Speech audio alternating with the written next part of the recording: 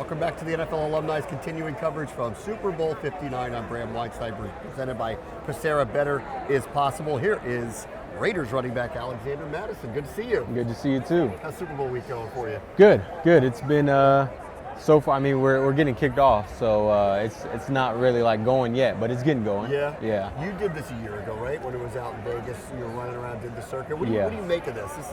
It's a wild adventure. It's wild, but it's fun.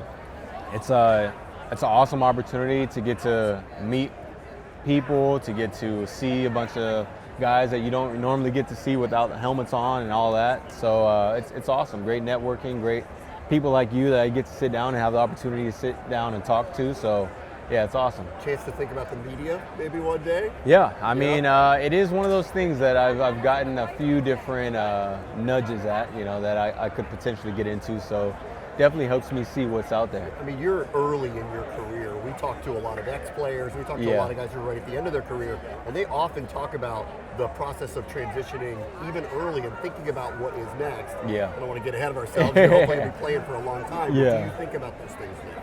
Yeah, I do. And for me, it's easy to be lost, I think, without football if you don't start planning while you're playing. So for me, with my foundation, with my brand, like I'm trying to set up something that'll keep me busy post-career, because like the different aspects of my brand, of my foundation that I'm committed to doing.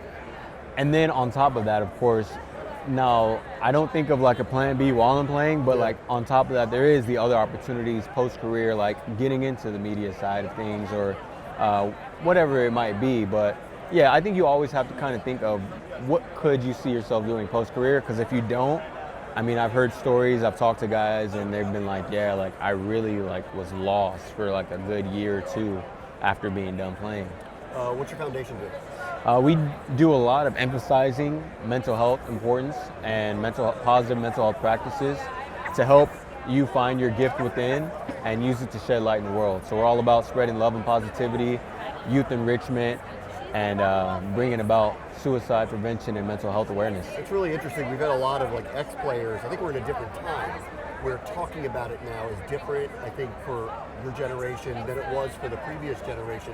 Do you see that players and people in the community are more open about it? Yeah, definitely. It's one of those things where I don't know if I have the jurisdiction to say it was frowned upon, but you have that sense that you were looked at a certain type of way if you spoke up or if you had anything that you were dealing with that was affecting your mental health. And I honestly don't know that there was that many resources or that much information out there for players and for people dealing with the mental health in our field to understand how to get help, to understand how to talk about it. It was just one of those things where you just kind of like tough it out. Yeah. And that's where you see a lot of those guys that were, going through these things and having these moments where like post-career they go through a slump or there's incidences during their career, whatever the case may be. And now we have that platform where it's more accepted, where you have people like me who are advocates for speaking out and speaking up and learning about mental health and being a resource and being an advocate so that not only it helps other people, but it helps the future generation. Let me ask you a little bit about football. Your ex-team, the Vikings, I think this is one of those, you never know, right? Year to year, you really never know. I don't think anybody had them doing something like that. I'm the voice of the Commanders. Nobody had them going as far as they did. You just never know year to year, do you? Yeah, you never know. It's a coin toss. It really is one of those things that like every year you feel like is the year, and it either is or it isn't. And so, yeah, it's one of those things where, as you saw this year, like you said with the Commanders and seeing how well they've done, it's like, wow, no one would have anticipated that. Yeah, and with your current team, there are some things that are known. The Chiefs are good.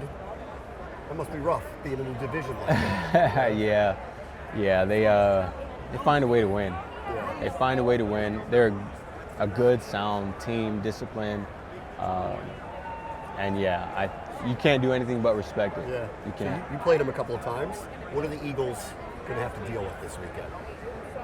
Chris Jones, for one, and just the as well-rounded as they are, I think it's hard for a team to like plan for any one specific thing. It's as a whole, you have to make sure that your run game is elite, your pass game is complementary, and your defense is sound. And if they can do those things, then they'll have a great chance of winning, because you get behind a guy like Saquon Barkley who can carry a team, and if they can get that going, they'll be good. The running back, pumping up the running back. Hey, I got you. Alexander's great meeting you. Thank you so much. Yes, sir. Appreciate you. Thank you. Thank you.